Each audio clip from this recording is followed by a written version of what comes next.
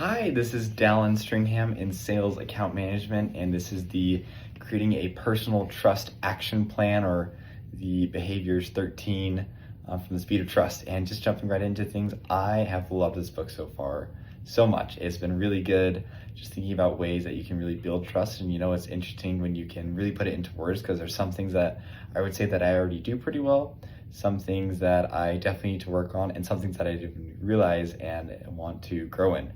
But some of my favorite behaviors that are kind of a mix of all those are the talk truth, get better, extend trust, and listen first. And I really like those, especially the listen first. Like, one of my favorite quotes is seek to understand and then to be understood. And I've been working on that. I'm not always perfect at it, but I found that in the times that I've really tried to use that, especially in crucial, more complex, difficult conversations, it's really made a huge difference and help people trust me, be like, okay, like, he's willing to listen to me. He's not just trying to like throw what he's trying to say. And like, I can trust that he at least is interested in what I'm saying and wants to listen. And that's a huge one.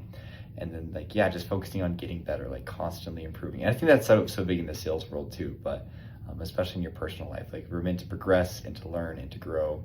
And those are just really good. And then of course the extend trust, which it can be hard for me to do, because I am definitely a lone wolf in some cases, and I'm like, okay, like, I'm gonna get it done, because if I don't get it done, then it's not gonna get done. So I sometimes struggle with group projects, but that is a really good one, because when you are willing to delegate and trust people that they'll do it, often it comes back with some really amazing results, and you're like, wow, like, this, I feel closer to this person, I trust them more, and they also trust you when you're willing to give them trust, which is really unique.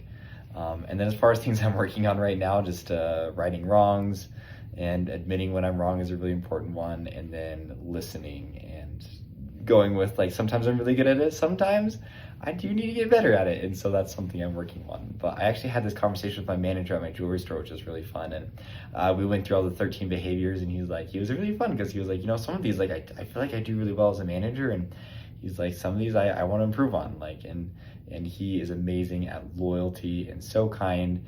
He's like, yeah, sometimes like it comes down to like listening first is somewhere I want to improve with. And then I showed him like kind of my action plan and what I want to, like, things I really think are important to work on for me. And he's like, yeah, no, like, some of these you do really good at, and some of those, like, that would really change your sales. And so that was really fun to have that with him, and just to get to share someone. I also feel like when you share something with someone, it helps you really grow your knowledge and understanding of of the book. But so far it's been amazing.